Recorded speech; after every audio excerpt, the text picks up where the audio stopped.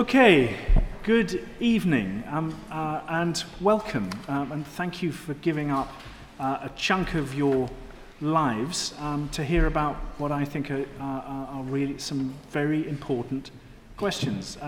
Those of you who've been before will know that the Marshall Institute at LSE was set up in part to think hard about philanthropy, to put some science and some theory and some teaching around this extraordinary phenomenon whereby humans support each other with money and with time and with energy and with what we are increasingly calling altruistic capital. And if you care about philanthropy, you have to care about faith, since, as I think we will hear this evening, faith groups and are responsible for very significant commitments as foundational commitments to ideas of human support and giving. And we're very lucky to have three representatives of different positions here to share their expertise with us. The evening's going to take the form of very short statements from our three guests, followed by some equally short questions from me for those guests, followed by, I hope, equally short questions from you to them. We have until 8 o'clock when we will finish promptly. And all I want to do before I ask each of them to speak is to introduce them very briefly. I think you've read their biographies. On the far left, I think positionally, though it's up to him to tell us whether that's also true politically, is my friend and colleague. I call him Jim, James Walters, who's a member of the Marshall Institute and the chaplain at LSE. He is, and he will hate me for this, also the author of this newly published book, which I strongly recommend that you purchase. Whether you read it or not is up to you, but I strongly recommend you purchase it. And Jim, of course, is going to speak for the, I don't know the number, 2 billion-ish Christians in the world who routinely give. Okay? Rather extraordinary number if 2 billion is about right. In the centre, and again I make no political inference, is Shoshana Boyd-Gelfand, who runs the Pears Foundation here in London.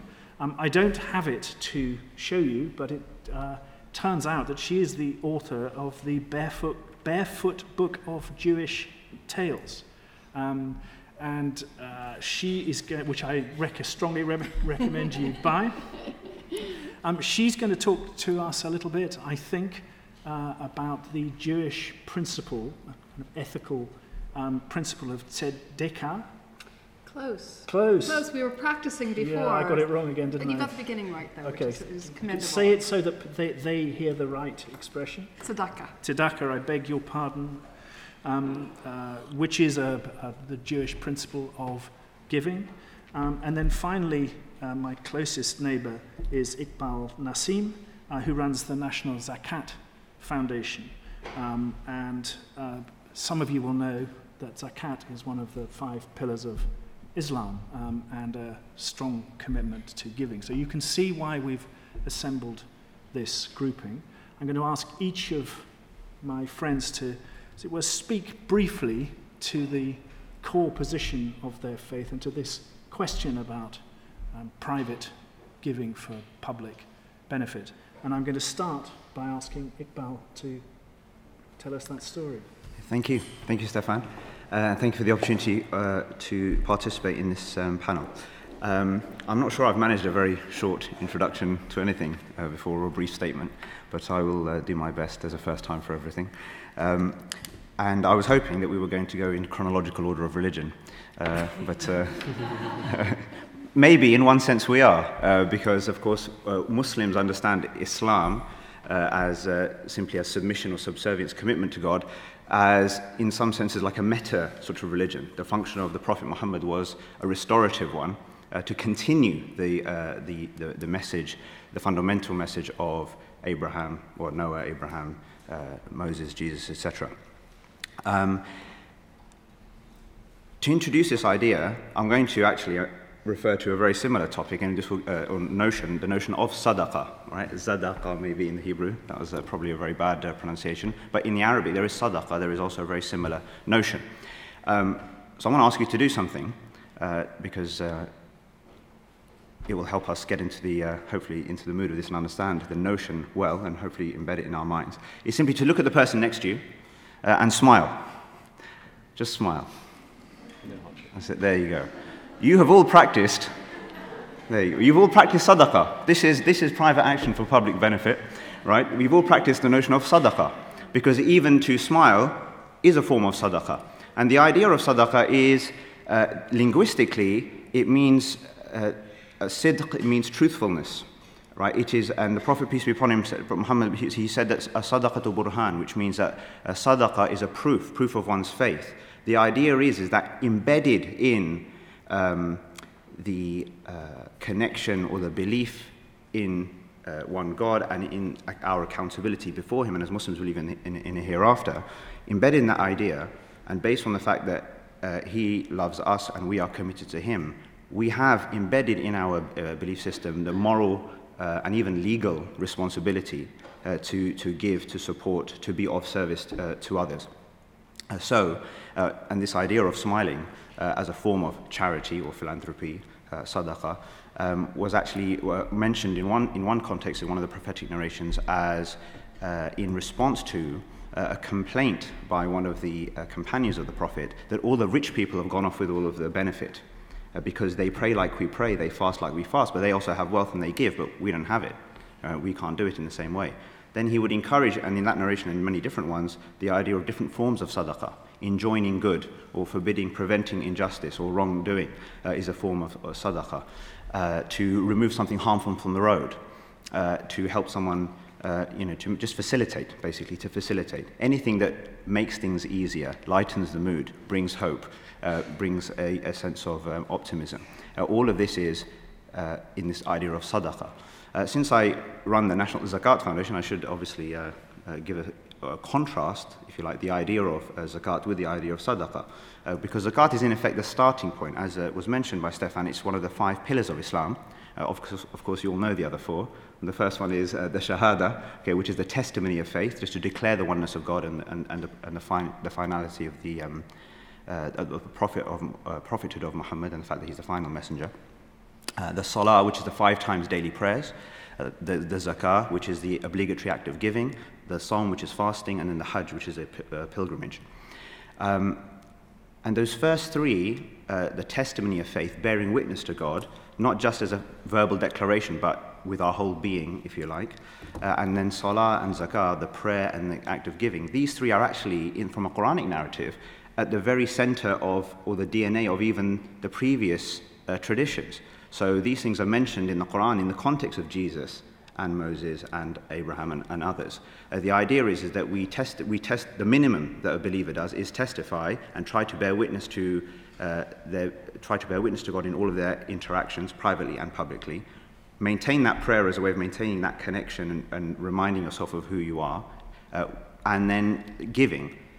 So zakat actually, in a normative sense, is actually not as much a private action as it is a public affair, public resource. It's a wealth tax, right? You pay 2.5% once every year for those who cross a certain minimum sort of threshold of wealth, 2.5% of what you have. And in principle, that's supposed to be then administered by some sort of authority or body within the polity, within the community. Now, in Muslim minority communities, that typically has not been the case. So in a way, practically how Muslims have gone about doing zakah has been very much like doing charity, right? So it has almost become an act of charity, and so it's up to the personal conscience of the person as to whether they will then calculate and pay. What we're trying to do at the National Zakat Foundation is to try to bring some order to that. So zakat is supposed to be the part where there's some sort of order to it, and then the sadaqah part is the voluntary kind of action. So that's in terms of just the basic kind of concepts and principles. I think I'll just say one last thing, which is to do with when we talk about private action. In a sense, there is no, I was thinking about this idea, which is at the heart of the Marshall Institute, private action for public benefit. There is no private action, as far as we're concerned, that doesn't have a public benefit, even if that private action doesn't involve anybody else. Because even prayer, which is, it's encouraged, for example, that we do prayer together, but let's say prayer which is done completely privately and personally, even that is deemed to have a public benefit because of what it should do to cultivate, to develop a sense of God consciousness in a person, which then is supposed to have an effect in how they behave in society. So actually, before we bring good through the money and the positive action that we do in society, actually there's this idea of at least not being a nuisance, at least not being a source of harm. So in the Quran it mentions Inna salata tanha anil fahsha wal munkar, which means prayer actually is a preventer of immorality and wrongdoing. So there is a kind of private action and a private public action, if you like.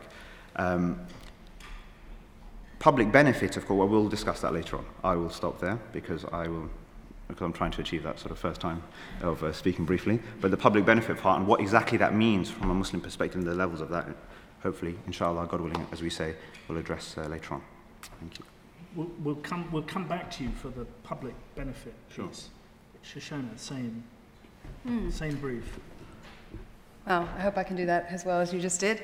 I actually want to try and do this. The title is Faith and Philanthropy, is Religion a Force for Good? And both of those words are problematic for me, faith and philanthropy. So let me just go into each one of those.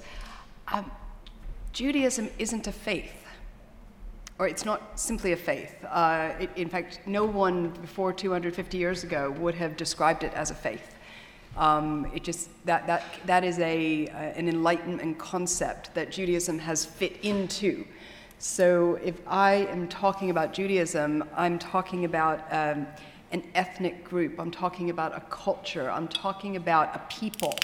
The way you become Jewish is you're either born into it or you convert into it, which means that you can be a Jewish atheist.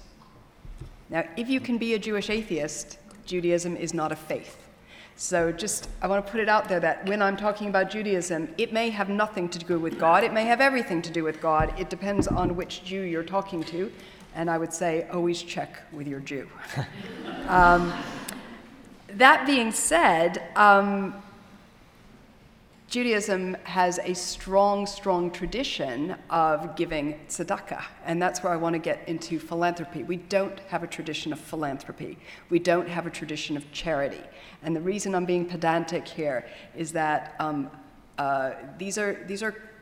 language is important, and I want to try and unpack what the concept is in Judaism without having to fit it into a category that is very much a Greek category. Right? So caritas, charity, is something you do from your heart. Tzedakah is not. Is it nice if you're kind and good and want to give? Yes, absolutely. That is to be commended, and that's sort of a higher level of tzedakah. But tzedakah is a requirement. It comes from the Hebrew root tzedek, which means justice. So it is at the core of social justice to give tzedakah, which, if you're going back to biblical times, would have emerged out of the tithing system. You didn't have a choice whether you wanted to tithe or not. This was a requirement. This was how a just society would function.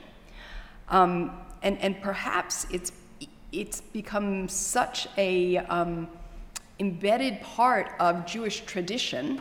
Notice I didn't say Jewish faith, of Jewish tradition, that I don't have statistics worldwide, but we do have statistics in the UK that 93% of those of Jews give financially.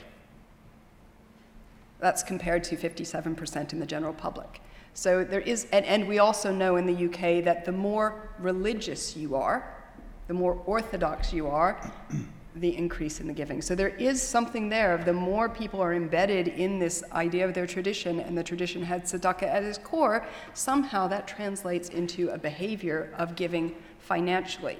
But I'm fascinated by what you're saying, Iqbal, because we also have another concept, which is called chesed.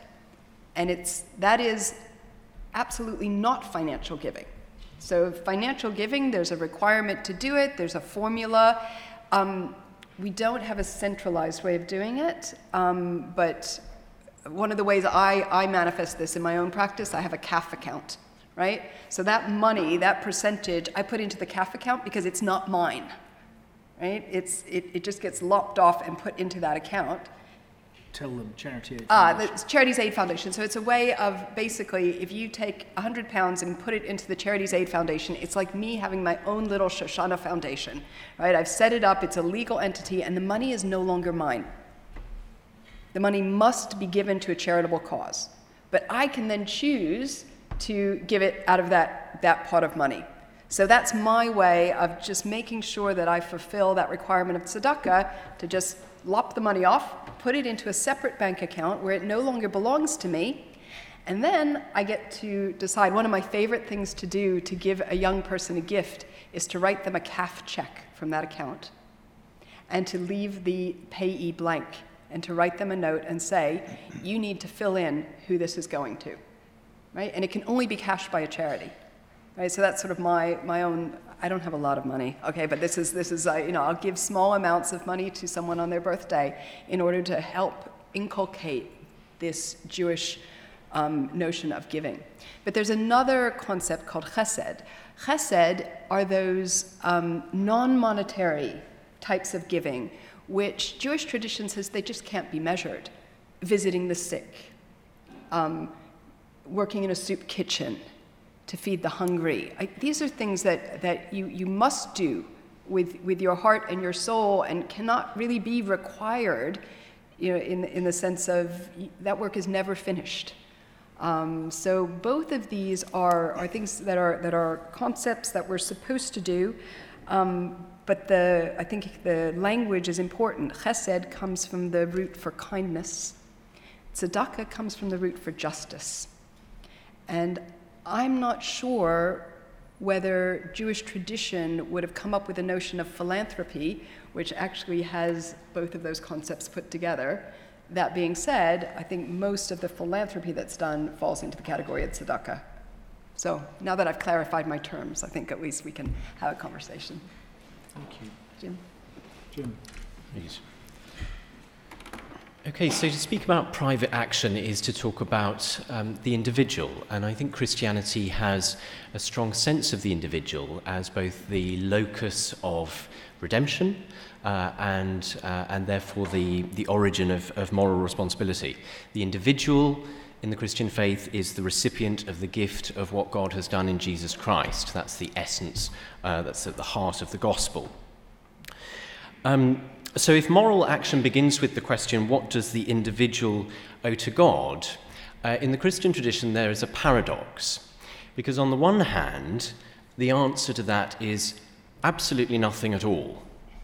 And St. Paul in particular is very clear that redemption is a gift, and anything that we do, any works of righteousness, are of no consequence in terms of salvation, in salvific terms. But on the other hand, the answer to that question, of course, is everything.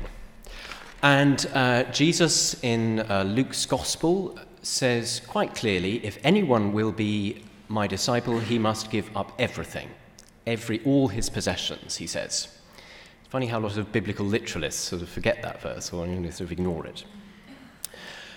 This paradox is summed up rather beautifully, I think, in Christina Rossetti's poem, which we sing at Christmas, in the bleak midwinter. And the last verse, some of you may recall, asks, "What can I give him, poor as I am?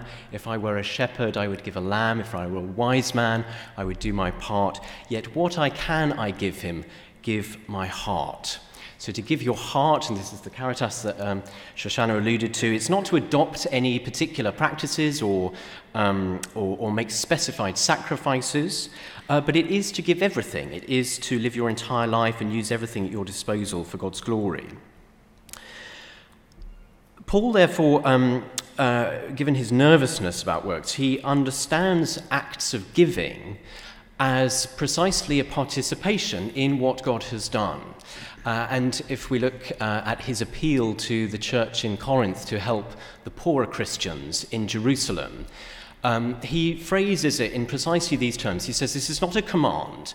I'm not telling you to do this, but if you really reflect on what Jesus has done for you, then you will want to participate in this, and you will want to show the generosity that God has shown you to those who are in need. So he's saying faith doesn't lead faith doesn't require works, but faith leads to generosity. So there are some systemic ways of thinking about giving in the Christian tradition. Stewardship, we often call it in church. And many churches teach, I'm certainly brought up with the practice of tithing that comes from the Hebrew scriptures. But there's also a tradition that wants to resist that sort of systematization or codification of moral responsibility. And so there's this paradox of free but dutiful giving. And you see this especially in some of the preaching of John Wesley, who has this now rather famous phrase, earn all you can, save all you can, give all you can. And that's obviously open to huge misinterpretation. But it seems to me that the key word in that sentence is you. Reflect on what response you want to make to the generosity of God, and do it with vigour and conviction. So then coming to the Christian benefit to which, the public benefit to which that private action goes, the Christian term, I was thinking about this, for public benefit is really the kingdom of God. When Christians pray, thy kingdom come on earth as it is in heaven, in the Lord's Prayer, they're praying for the coming of the kingdom of God that Jesus heralded, and they're really praying that aspects of God's ultimate purposes for creation can be sort of realized now, that we can be part of making that happen. And similarly, I suppose, to giving, the kingdom of God isn't a system. There is no manifesto. It's not a social blueprint of any kind. And it's often described by Jesus enigmatically in terms of stories, in parables. Many of those parables are about things that are lost, the lost sheep, the lost coin. And then in the parable of the judgment of the nations, the separation of the sheep and the goats, Jesus identifies himself with people who are in some sense lost, the sick, the imprisoned, the hungry. And in the Christian understanding, showing compassion and putting our money where our mouth is with regard to these people is very solidly of public benefit because of the Christian understanding, yes, of the centrality of the individual, but the interconnectedness of the individual within the body politic. And this is a big theme that St. Paul develops. He talks about society, about humanity as a human body that is interconnected, and that you can't say to one member of the body, I'm separate from you, I have no need of you. We're all connected. And that's actually an idea he takes from Greek thought, but the distinctive spin he gives on it is to say that the body needs to be reordered for the sake of the weaker members. So Stefan introduced me as being on the far left here. I hope it's not too far left a thing to say that I think the Christian understanding of the purpose of philanthropy and public benefit is not just to give money to kind of perpetuate things as they are now, but to reorder the system, the structures of the body politic for the sake of the lost. Thank you. Before we get on to questions, I want to come, as it were, back down the line, just to ask each of you both to reflect very briefly on the public benefit piece of the conversation, then I'll start asking you questions. Oh, there's so many ways to do that. I think I want to riff off of what Jim said? Because you were just making me think about that biblical concept of the sabbatical year, when actually you sort of have 6 years and then the land has to lie fallow. And then you've got the Jubilee year where 49 years, so 7 times 7, actually everything goes back to it's almost like one of those Harry Potter moments, that if you've sold yourself into slavery because you've had a financial mishap, or if you had to give your land away to a different tribe, the Jubilee year, everything reverts back to its original owner. And I don't think you can get more public than that in terms of wealth redistribution. So what you've got woven into the fabric of sort of biblical economics and theology, and that's what's interesting, it's both, is a sense of capitalism for 6 years and then socialism for a year. And there's a polarity between them, this sense of to work and to make money and to generate wealth is a good thing. You're paying your tithes out of it that whole time, but then don't get too cocky about this, because that might be for your private benefit, but it's all going to then go back to a reminder that none of this actually belongs to you, so don't get cocky about that.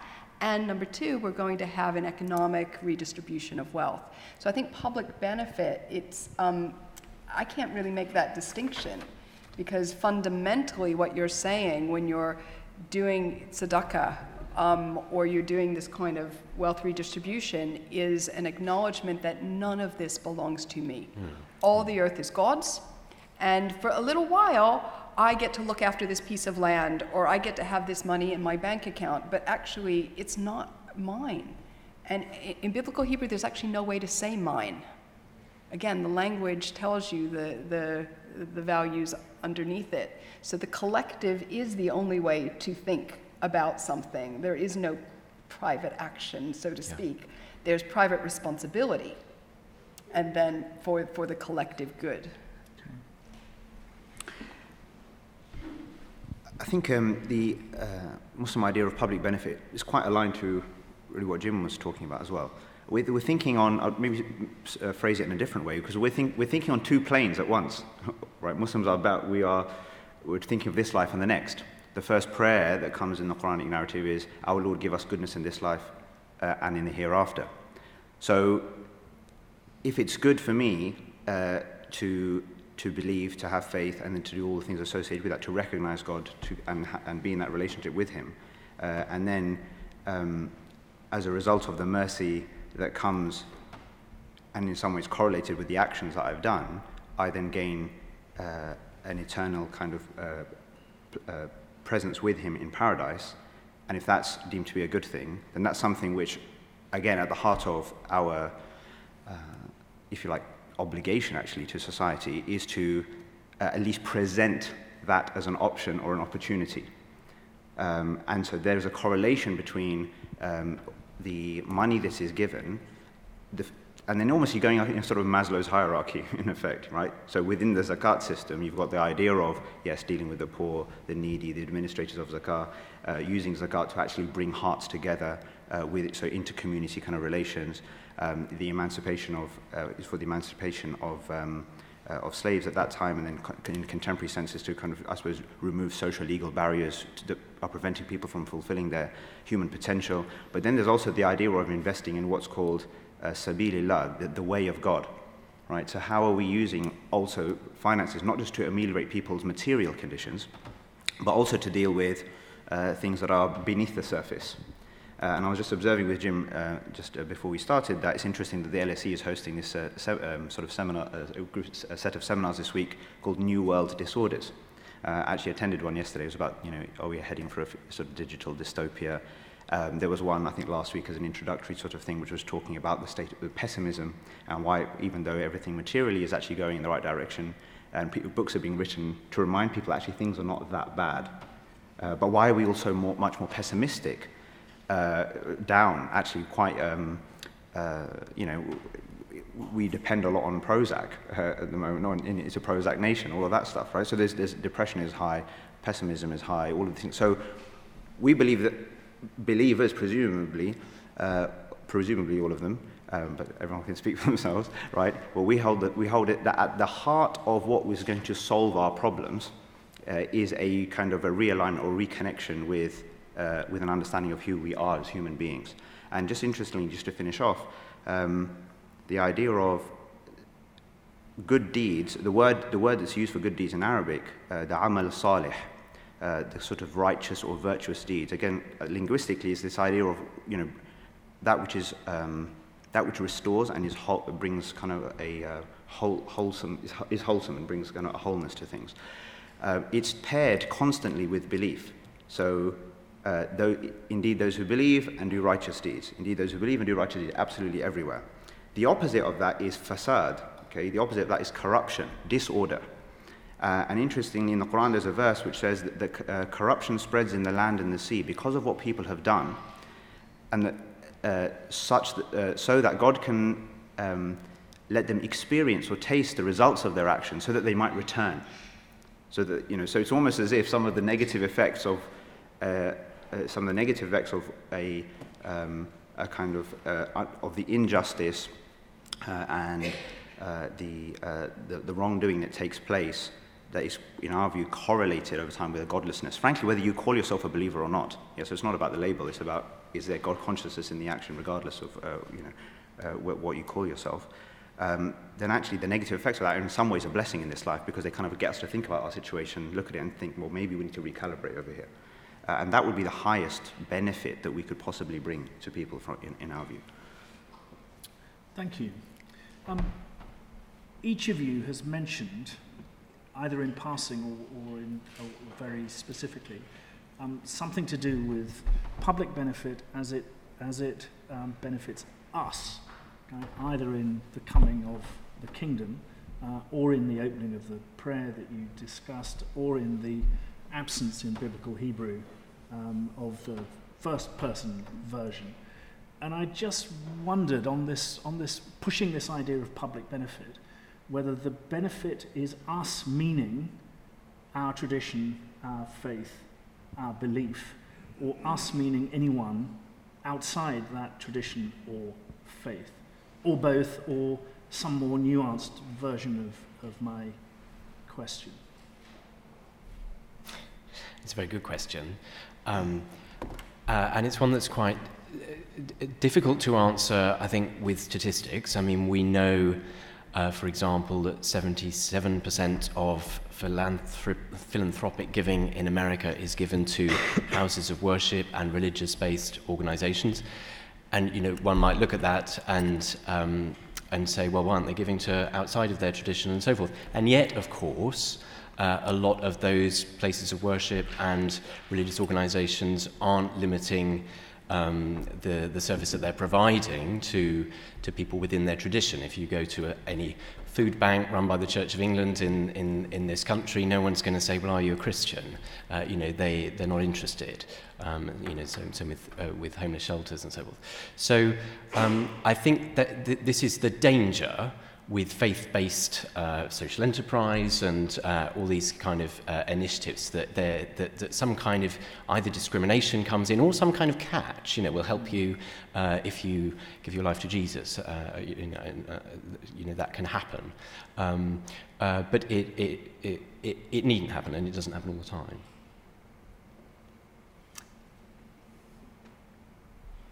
Yes, I absolutely agree with that, and I think it's, we have, I do a lot of work with Paris Foundation in international development, and there's this, I'm always thinking about, and we're very open and proud that we are a Jewish family foundation, and we share that openly.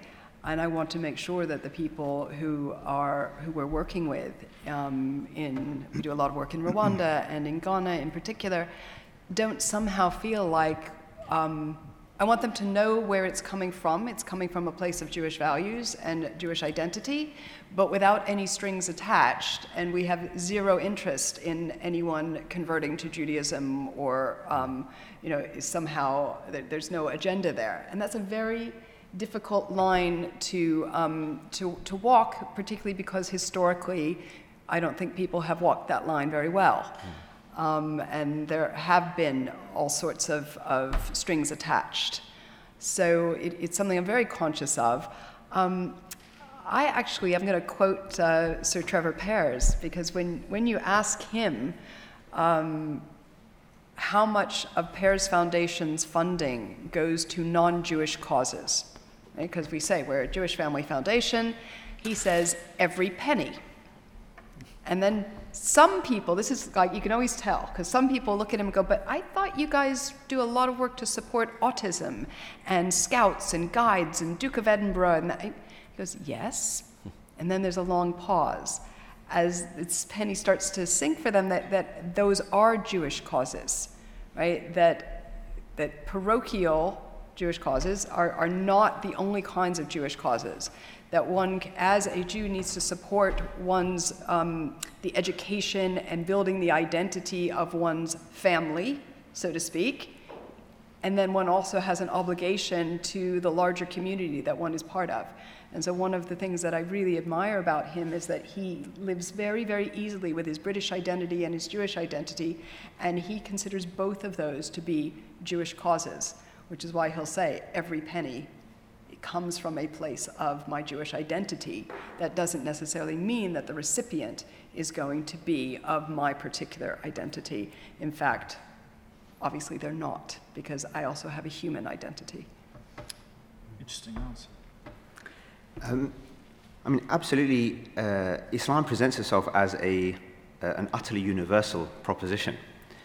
So it almost necessarily makes everything in it is for the benefit of humanity. So a number of verses in the Quran and prophetic statements come to mind. We didn't send you, Muhammad, except as a mercy for all people. Obviously, the contemporary sort of media representations of Islam Muslims might not give us that impression, but that's what the Quranic narrative is. None of you truly believes until you love for others what you love for yourself.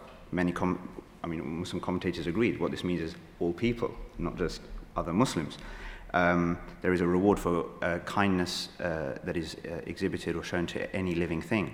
I mean, forget human beings for a second. Even if you look at the whole kind of mandate to be respectful towards the environment, animal welfare, all of these things as well. So, a very sort of universal idea. However, having said that, it is true that, for example, with the zakat specifically, that's very much considered as a starting point, almost like in our context, the way I like to describe it is almost as a membership fee. Because in principle, it's like a wealth tax, right? It's often practiced or thought of like charity because, as I said earlier, it's not really organized properly oftentimes.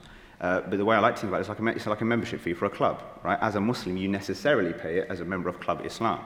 Well, in the first instance, just like if you pay a membership fee for your local gym, you expect that those resources in the first instance are going to be used for your benefit, right? But the funds would also be used for the benefit of the members, supporting the members, because actually, and this just relates to, just to give an example of actually of maybe a distinction between kind of a secular view of philanthropy and a religious view of philanthropy, would be that when a Muslim gives zakat, and that zakat is used, for example, to help a poor Muslim, the other than, for example, the reward attained and the obligation fulfilled and all the rest of it, the kind of purpose, the deeper purpose of doing so is so that this person's poverty doesn't become a source of despair, a dislocation from the community, and eventually disbelief in God altogether. That's actually the kind of key point. It's not just out of purely an empathy, just comes from, they're in a really bad condition, I'm not, and so I give, and that's it. We've just dealt with the material only. So there's something a bit deeper. However, having said that, if you're like club members, are absolutely encouraged to go out there and help anyone and everyone in any way possible. There is no there's a prophetic encouragement not to despise or belittle even the smallest of deeds. There are narrations about individuals who found favor with God and entry into paradise because of what they did for a thirsty dog, right? Even a prostitute who fed a prostitute is mentioned in a narration who made sure that a hungry cat was fed, and as a result of this, she was forgiven for what appeared to be obviously a major transgression, and achieve God's favor in that way. And so there's this idea also that it's very, when we talk about philanthropy in a secular sense, we're often deceived by, or everything's about the numbers, and everything is about kind of worldly optimizing of this, that, and the other. Whereas obviously we're operating in different planes now. So what matters when the believer gives, the intention is critical. So there's a famous statement of one of the early kind of Muslim scholars who said that big actions can be rendered small by their intention, small actions can be rendered great by their intention. So it's actually, we need, the fact that one is doing it for, and the idea of, giving with one's right hand such that the left hand doesn't know. So there's a real sort of sense that this is first and foremost built, it's based on this kind of connection, vertical connection before it's on horizontal ones. So I want to push this interaction between what you call secular philanthropy, you call, as it were, the kind of Greek origin of the very word and idea of a love of humanity. It's kind of the opposite of a love of let's call it God. I wonder whether you think that this thing called secular philanthropy or the modern scientific system of giving is lapsed in some way, has lost something, and what do you think the interactions are between that human-centered, often science and measurement and, in your words, numbers-based, whether there are things that system should be learning from your positions and, of course, in the other direction? I think... Sorry, Shahada, did you want to... Sorry, I was pointing at you because I thought you were about to say something. Well, I was. Is that okay? I'll go after you. No, I'm thinking about that, and I'm also thinking about how both of you were talking about universal values. And it's made me think I should just throw in a little bit of historical reality here, that the Jewish community didn't have an opportunity to do public good until about 250 years ago. Jews were seen as the outsider. There were only certain kinds of roles they were allowed to have in European society, but also in Islamic societies. And so it's only with modernity that it's even become possible for Jews to think about doing something for non-Jews. This is quite a new thing. They weren't allowed into guilds. They weren't allowed to own land. So for the most part, Jews had to live in isolated communities and perhaps were utilized in certain ways by the powers that be. So for that reason, I think we got very good at setting up our own internal systems because nobody else was going to look after the various villages.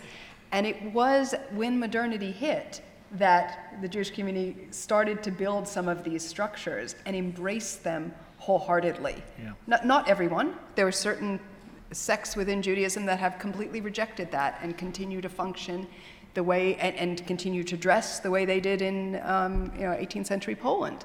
But for the most part, the modern parts of the Jewish community, all of this came at the same time, right? The ability to go to university, to embrace modernity, and to pull that in the tradition. So it's kind of grown organically for our community with modernity. We embrace some of the best practices that have happened within philanthropy, and there really isn't a sense of conflict there. Okay. Just before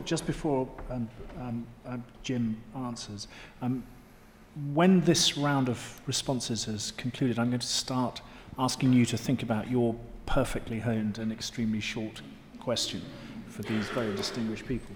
Jim. I think the Christian tradition is concerned about the exercise of power, and it finds extreme wealth problematic. It's easier for a camel to go through the eye of a needle than for a rich man to enter the kingdom of heaven.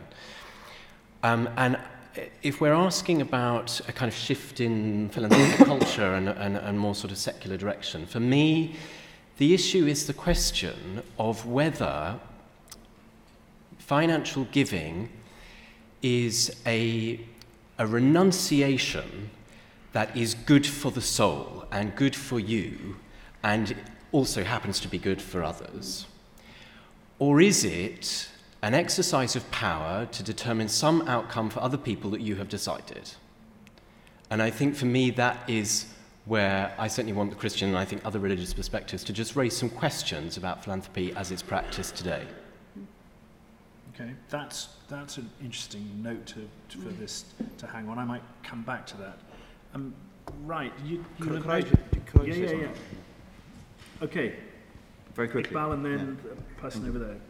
No, I was just going to say that, because what I understood from the question was what can we learn from this, and what can we give to the other side? Definitely, one of the things that we observe or think about a lot at the National Zakat Foundation is the fact that Muslims are reported in this country to be amongst the most generous sort of giving group in the entire country. And that's because we believe so fervently in this idea of reward in the hereafter, even though socioeconomically we're actually the poorest group in this country. The problem with that is that we're also very, therefore, gullible donors. It doesn't matter where it goes or what happens or the impact. The worldly impact becomes almost secondary to the fact that I've given, my reward is with God, so actually, particularly how the money was spent or whatever. So that definitely, and I think that's a misunderstanding. It's a misunderstanding to say that, well, actually, God doesn't care for effectiveness here. In fact, there's an idea that the two should be correlated in a sense, in terms of collective outcomes. The more collectively effective we are in this life, or maybe there's more collective... And is that reconcilable, that tension? Oh, yeah, I think it's absolutely reconcilable. Yeah, I think it's absolutely reconcilable. I think we often find ourselves talking as Muslims about the middle way, the idea of balance. In fact, in the Quran calls us the middle nation, always trying to balance, if you like, the letter and the spirit of the law in everything that we're doing. Balancing purposefulness and the idea of right intention and avoiding kind of ostentation in giving with and avoiding other alternative these sort of negative intentions, if you like, other purposes, balancing that with then the actual effectiveness, the impact, the sort of the real world of it, if you like. Okay. I can't resist. Sorry, just because I can't resist picking up on the hint that you gave in your last answer. Is your anxiety a kind of arrogance of social engineering, or is your anxiety something to do with the ego returns to charity, or have I misunderstood which thing you are sceptical about? I think it's both. I'm concerned that philanthropists, I'm concerned for their souls, that they're not thinking about philanthropy in the right way, and I'm concerned about the power that they're able to exercise and how they're accountable for it. Okay, so that is both. Right. Very kind stewards in red T-shirts have microphones. If you put your hand up, they will identify you. And thank you very much. I just wonder if we shouldn't or invite the panel to explore a little bit more about what we mean by philanthropy. It seems to me that we've been talking quite a lot, and the common parlance is about philanthropy is about either giving money, time, talents, or whatever. But and exercise of power, I agree with that one. But all of that is about patching up a world that's gone wrong. If we're really talking, and we are people of the faith here, we believe that this is God's world, and we're put here to steward it, ought we to be going back a stage about how this world is ordered and our role in that, so that we don't have to spend all our time patching up what's been done wrong. Thank you. That's a very big question. Who wants to take that, Shoshana? Yeah. No, we actually talk about that a lot at the foundation. We talk about it. Our shorthand is upstream and downstream, right? In terms of when you have people who are hungry, we support Trussell Trust because they feed people who are hungry at that very moment. But then you have to go back a few steps and think, well, how did we get to this place? And why is there hunger? And what are some of the more upstream things? So does everybody understand what I mean by upstream and downstream? If there's dirty water, right, you can purify the water and then drink it, or you can go back upstream and figure out what is causing the water to be dirty at that level, and let's get rid of that cause. And so we actually consciously do both. We know that the upstream is far more strategic, and in the long run, it will prevent the dirty water. But when somebody's on your doorstep and they're hungry, you also have to feed them. And so we struggle with that every single day. And there's really not a day that goes by in my work that we don't kind of go, I know we really need to focus on the upstream on this one, but meanwhile, we need to help these people. So I think it's a fantastic question and should always be at the forefront of what we do. Gordon. Thank you. I was hoping you could give some historical context. And what I mean by that is you've espoused some traditions that are at least 500 or 2,000 or even older. If you look at where we are today, if you can offer maybe some historical view of from those beginning periods when those traditions were first set down, how are we, or the believers in each of those traditions, are they broadly sticking to it, or have we seen a decline over time, such that, for example, tithing, is it now kind of averaging 2%? Or, how have your respective religions looked at that since these initial concepts were brought out?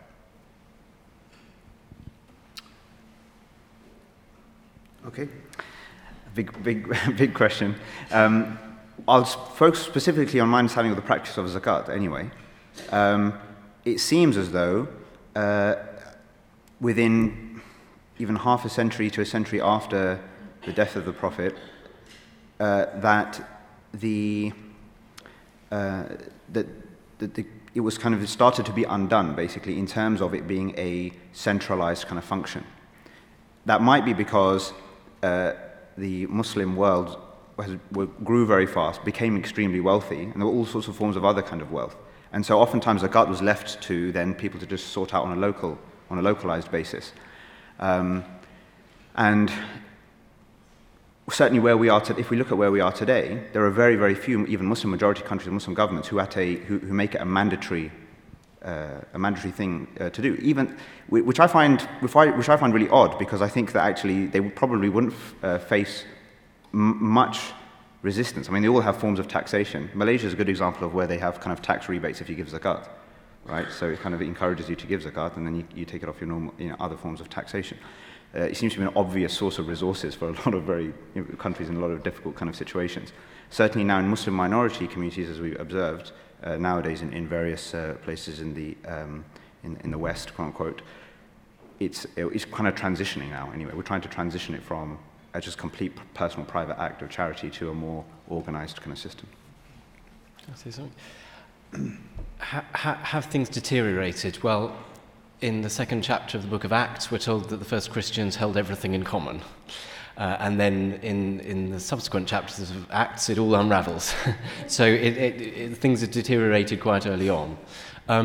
As Stefan said, I'm sort of representing 2 billion Christians, and that's an impossible task. But what I would say about my own tradition is I think there has been a loss of certain disciplines of giving. And as I say, tithing isn't necessarily the sort of universal standard for Christians, but the Church of England still teaches that people should give 5% of their net income to the church and another 5% to other charitable causes. So there is a 10% tithe in a sense. And I preach that to people, and I try and practice that, but the reality is most people in the pews I'm preaching to probably don't. And I think part of the challenge for us is that people have started to think about their giving, their Christian giving, as just, and they're giving to the church as one among many charitable options that they might consider with Save the Children and the World Wildlife Fund or whatever. And so we've lost a certain discipline, I think, about it. And I'm guessing that there is a very complex historical interaction with entirely secular forms of tithing, let's call it taxation, or the relative role of the state as opposed to private actors. So as one increases, others may well, I mean, I don't know this historical interaction, but you have to be sure that it exists, and it's complex and will differ in different parts of the world depending on the extent of formal economies and so on. Well, and I'll just extend that it depends on the economy within which you're working in the time period, whether it's modern.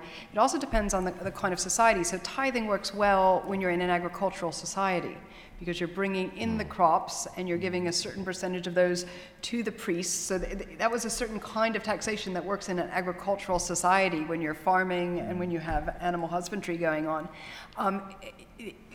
No surprise that it ends when, at least for the Jewish community, when the temple is destroyed and Jews are dispersed around the world and they no longer hold land, right? So that's when tzedakah comes in almost as a replacement for that, taking the values of it and translating it into another operating system, so to speak. I think what's interesting now in the modern world where you're not living in closed communities is we do have some percentages certainly in terms of Jewish charitable giving of in the UK at least, 25% of the Jewish community only give to secular causes. Now that's a shift, right? And I would say that, and we can, if we map those who's doing that, those tend to be the more assimilated people. So the value of giving is still there, but where they're giving is very different. And I think a lot of this is contextual, because one of the things we know about why people give is that it has to do with peers in many ways. It has to do with the home that you were grown up in and the values that your home had, but it also has to do with what are the people around you doing. And if the people around you are giving to the opera, then you're going to end up giving to the opera. If the people around you are giving and sending money overseas, we haven't even talked about that, sending money overseas, then you'll tend to do that. So I just think the context, the social context of this is fascinating. Completely. I mean, it's interesting. I mean, many of you in the room will be familiar with the effective altruism movement, and that is based on a radically secular version of tithing, derived very explicitly from that non-secular system. I'll just add one other thing to the context, which is, I'm from the States originally, and the tax setup in the States, it is so advantageous to set up your own foundation in the States, right? And so we saw this burst of family foundations in the USA. That's not because of any great burst in altruism, right? That was a nice little nudge from the US government, right, that I think ended up doing some good stuff. Here, the legal structures are very different, and so you don't see as many family foundations. I don't think that's because Brits are any less generous. It has to do with the kinds of structures, again, the context. Yes. I'm going to try and articulate this the best I can, but the way I'm understanding sort of faith is in the context that good is an output as opposed to an input. So for instance, I'm a Muslim, and I also give Zakat and pray, but I don't necessarily do that because I think I'm a good person. It's just sort of mandatory for me to do, otherwise, I may go to hell.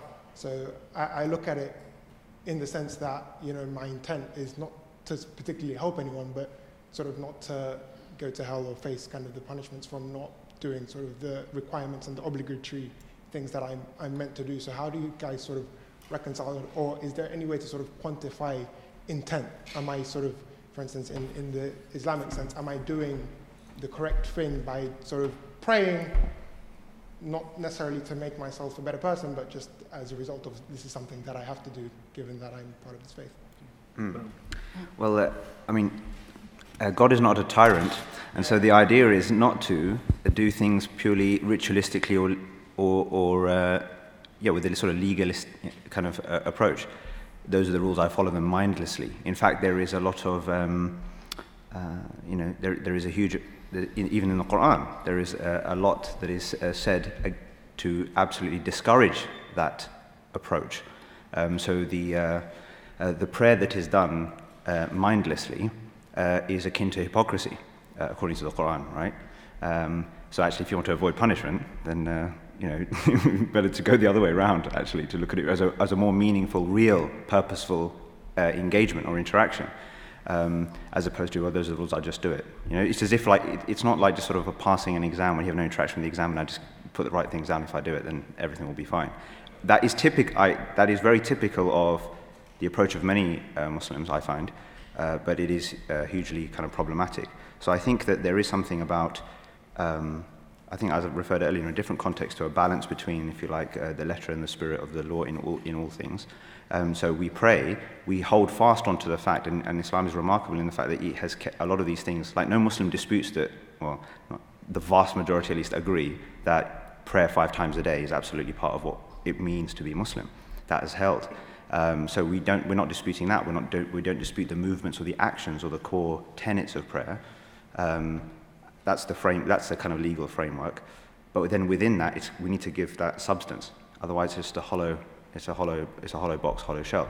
Zakat is a little bit different, I would say, because it's a little like just think about it as taxation. Does the government care with which intention you give your taxes? No, as long as they're recovering those taxes, right? So there's a twofold thing. Zakat is a little bit different in the sense that it has a very clear social kind of function, and therefore, but if that's going to be administered by others, whether you're giving zakat mindlessly, quote unquote, to a charity or to whoever, they're doing good with it. Okay, fine, that's done. But certainly there is, as we mentioned earlier, a correlation between what you'll find as in relation to that in the hereafter, which is correlated to your intention with that particular thing. So you may have technically fulfilled the duty as a bare minimum, but there are 99 other levels to aspire to, I suppose.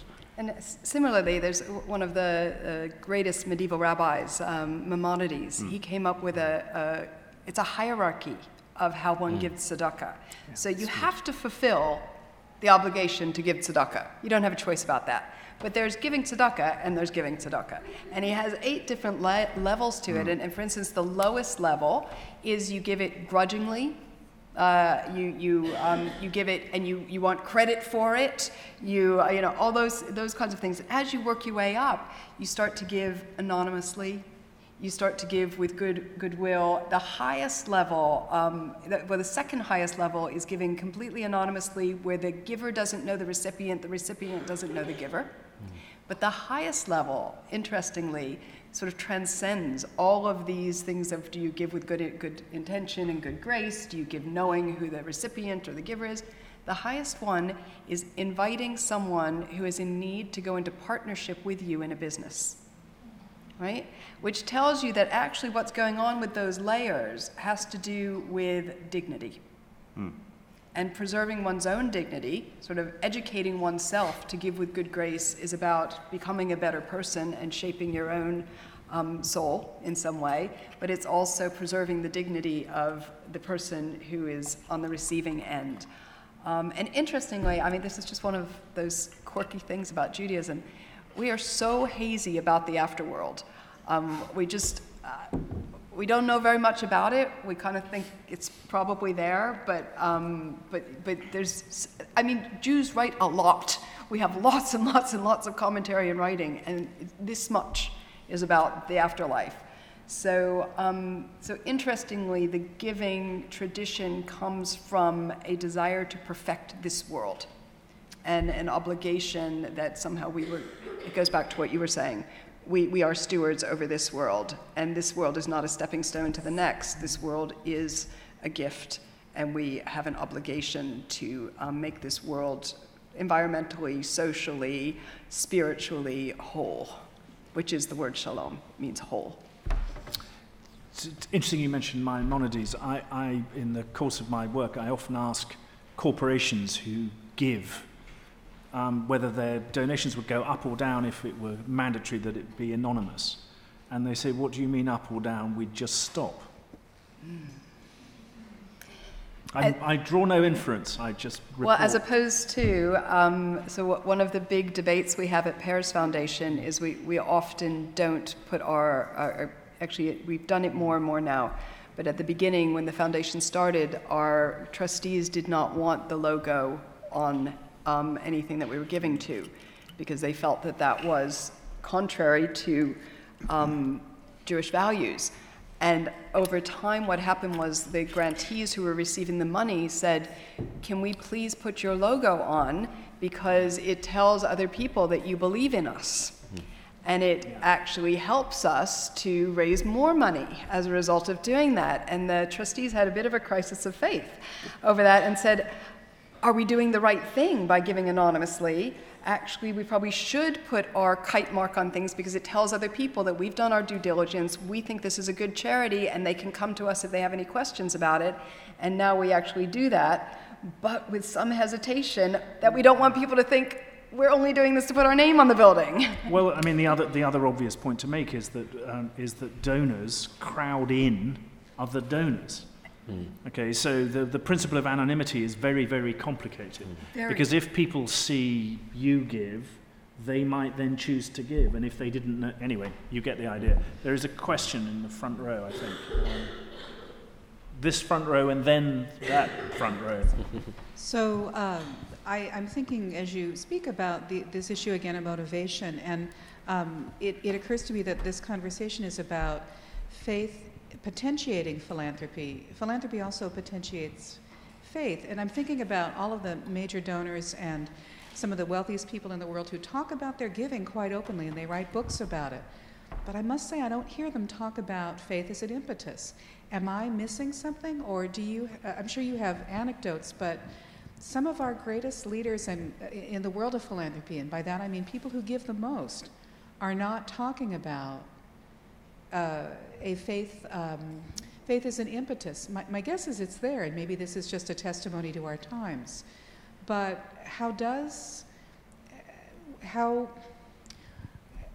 what are your thoughts about the fact that the motivations that people are expressing about why they're giving these transformative gifts don't have the elegance or power of faith that you're inviting us to consider? I think perhaps this is a slightly broader question about faith and public discourse. I think a lot of people don't talk about their faith in the public sphere because people think, they think people will think they're crazy. It's certainly in this country a little bit less in America, but I think it's still present. It's just not something that people do very much. I certainly read that 55% of Americans say that religion is a primary motivating force in their philanthropy. So it is there, and I suspect that might be the reason why people don't talk about it, or perhaps a concern that you invite judgment if you say, I'm giving this money and that makes me a good Christian or whatever it is, and that hypocrisy is so sort of, such a hot topic in public life now. Perhaps there's that concern as well. The corollary, of course, is how much money is given to religious causes rather than from or by. Sorry. Well, no, I'll just give an anecdote on that. I mean, like I said, I do sometimes go to Rwanda, go to Ghana, and I'm quite obvious when I'm in those places, and there's various aid workers sort of floating around, and people will sometimes come up to me and they'll just whisper, and they'll kind of go, "I'm Jewish too," and I say to them, but does anybody here know that? Do you share that? Because is that part of the reason that you're here? And they'll have a conversation with me about it. And they'll say, oh yeah, I grew up in a home and we were taught that we had to go out and change the world and this was, and do something. But they won't share it. And I try to have a conversation with them and say, I think it's not only okay, but important to share who you are with the people who are around, and I often do it when I'm out there, and the response is tremendous, because even if people have never met a Jew before, which is quite common, they understand that we share something. They understand that, because a lot of the people that I do encounter are people of faith, and so then they understand why I'm doing this. Right? They can't understand it otherwise. Why has this white person from who knows where come in here and helped us do this kind of thing? What do they want? And when I say, this is something that my faith impels me to do, they go, oh, yep, okay, got that. Right? So I think it's actually quite important for people to do this. But you're right. I think the shift towards a secular society, and a sense that if I say that I'm doing this from a place of faith, people are going to think I'm a nutter. Right? And some sort of fanatic, and they'll be suspicious of me, and they won't treat me as if I'm an intelligent, educated person. I think there's that fear. Okay. Yeah. Hi. My question takes this topic a little bit further, and especially in relation to international development situations. So you have faith that allows you to, let's say, give, but then taking all of that money, how do you decide that what you're giving to, or deciding on how this money is being spent on certain communities, is what the community needs itself, versus what you think the community needs? And then in further going into international development context, how is this in relation to incentivizing governments to provide those services themselves versus having philanthropies come in and provide that funding from a philanthropic point of view? I mean, those are both questions that are fundamental to doing good development. And I wouldn't say I have the answers. I would say that we struggle with those questions constantly. We never go in and tell a community what we think they should have. I mean, that's just, it's bad development and it's bad human being. Like, I mean, you listen to people.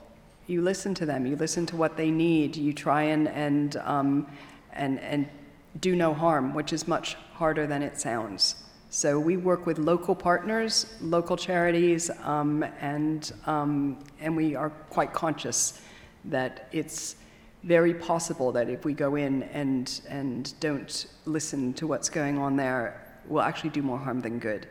And in terms of not stepping in where government should be, absolutely. One of the things that we will sometimes do are the things that government can't do. So we can do things like convene. Sometimes you need a little bit of extra resource to convene all of the players, get them all together in one place so that they can then make some decisions, policy decisions. So we'll do convening.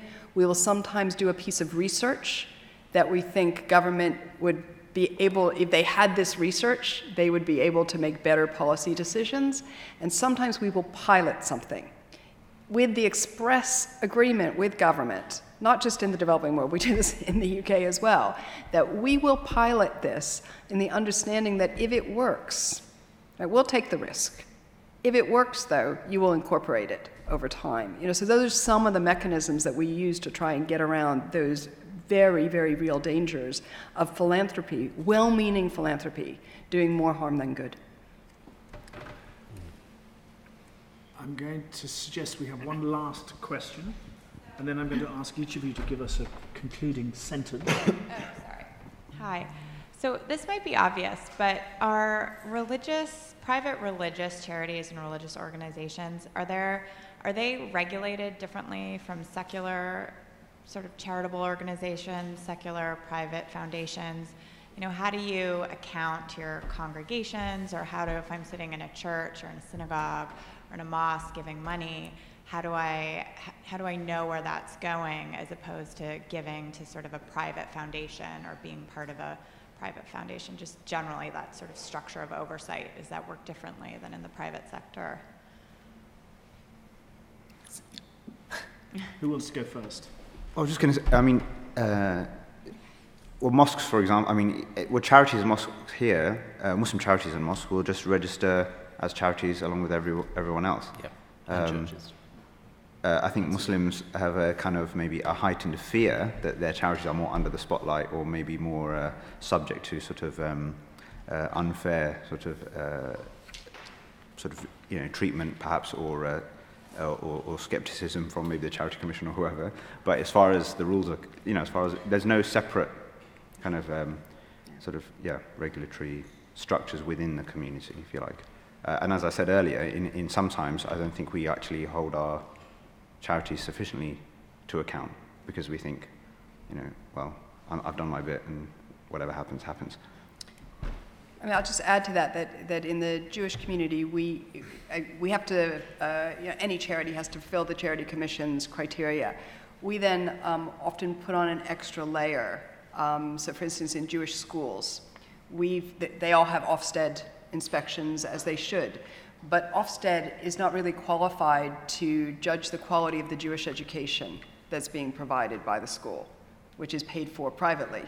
And so we have a organization called Pikuach that then goes in and inspects the schools and looks at their Jewish education to make sure that any of the money that the Jewish community is giving to these schools to support the Jewish education is teaching the kinds of British values that we think they should be taught. And sometimes when a school doesn't pass their Pikuach inspection, the Charity Commission doesn't know about it, but we say we don't think your Jewish education is up to speed, and there's a lot of, and we will support you to help develop a curriculum that also teaches X, Y, and Z. So if anything, there's a higher bar that we put onto it because we don't think the Charity Commission has the resources or the ability, nor should the Charity Commission be sort of thinking about what a good Jew looks like. It's our obligation to make sure that our children are being educated. So similar, most churches and Christian organisations would be registered with the Charities Commission, and then we have similar sorts of things, for example, for church schools in terms of church inspectorates to provide extra oversight of that kind of thing. Okay, to conclude, I would like each of you to suggest something. It can be a word, it can be a sentence, it can be an exhortation that the rest of us should learn from your tradition. What should we learn, all of us, from Islam? What should we learn from Judaism? What should we learn from Christianity? And I'm going to go far left, I think. Thank you. And finish with the far right. You're still on my left, it's okay. Oh, okay. Centre left. Shoshana made correct observations about the word faith, and I think probably faith is perhaps most integral to my tradition. And another word for faith is trust. And I think a lot of what we've been talking about and a lot of what philanthropy is caught up with is systems of trust. Who do you trust to give your money to? Who's going to deliver? Whose money do you trust? Who do you trust enough to take money from? And I think it's an exploration of trust in the processes of philanthropy would be fruitful, and I would suggest perhaps Christianity has some resources. I'm going to share one of the laws of tzedakah, which I absolutely love, and that is that even if one is the recipient of tzedakah, so I'm living in poverty, and therefore I need to receive this charitable giving, this tzedakah, I still have an obligation out of that money that I receive to give tzedakah. Now, it sounds really counterintuitive, right? If I need the money, why should I be giving money away? And it goes back to that concept of dignity, that it's, and you said it before, there's the material needs, and yes, I need to put supper on the table, but this idea that we all have a spiritual need to be able to give to someone who is worse off than us. And so, that sense of, and my poor children, I do it with them. I mean, they get a pittance in terms of their allowance, and part of that needs to go to tzedakah. Even though they say to me, but I don't have enough you have more than somebody else. And that idea that philanthropy is not for rich people. Philanthropy is something that all of us do, or all of us can do, even those of us who are in receipt of those funds. So two things. One is from a, if you like, public policy perspective, and the other one from a personal, maybe a personal practice. So from a public policy perspective, I think that there's a lot of support from within, from the principles underpinning the Zakat tradition for the idea of increased wealth taxation in general, which is a topical kind of idea as a much better redistributive tool than simply purely forms of income tax. So let's all get behind a global wealth tax. That's number one. And the idea of a universal basic income, which again is becoming a more kind of topical kind of idea. The idea underpinning the Zakat notion is that no one in that community should be going below a certain level, and clearly that's not the case in the world at the moment. And so those two things from that perspective. I think on a personal basis, I think at a time when it feels as though there's an increasing amount of often, I don't know, I feel it. I think I certainly felt it when I was at this LSE event yesterday about the future, sort of dystopian sort of futures and all the rest of it. That it feels as though, apathy can set in.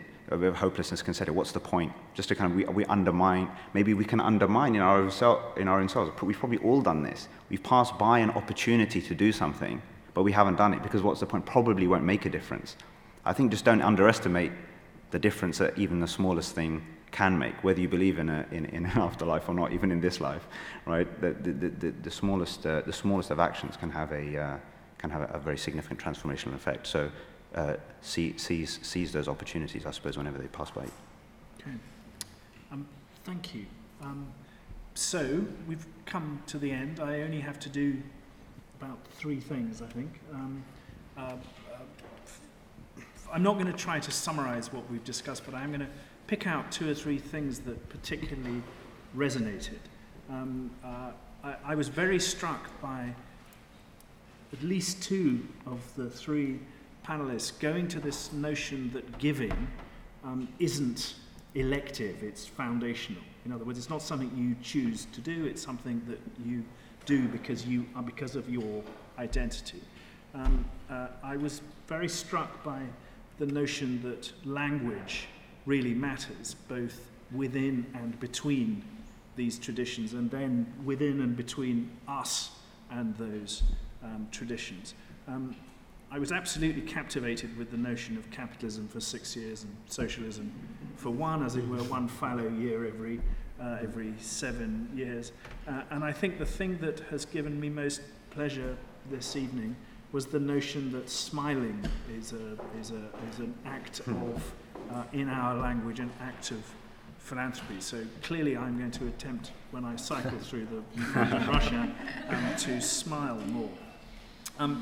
I want to thank my colleagues for helping us do this. I want to thank the stewards in red t-shirts for supporting us. I want to thank, of course, this very distinguished panel for stimulating, I think, really very interesting and very generous thinking around this question. And I want to thank you not only for being here, but for asking smart questions. Thank you. Thank you very much.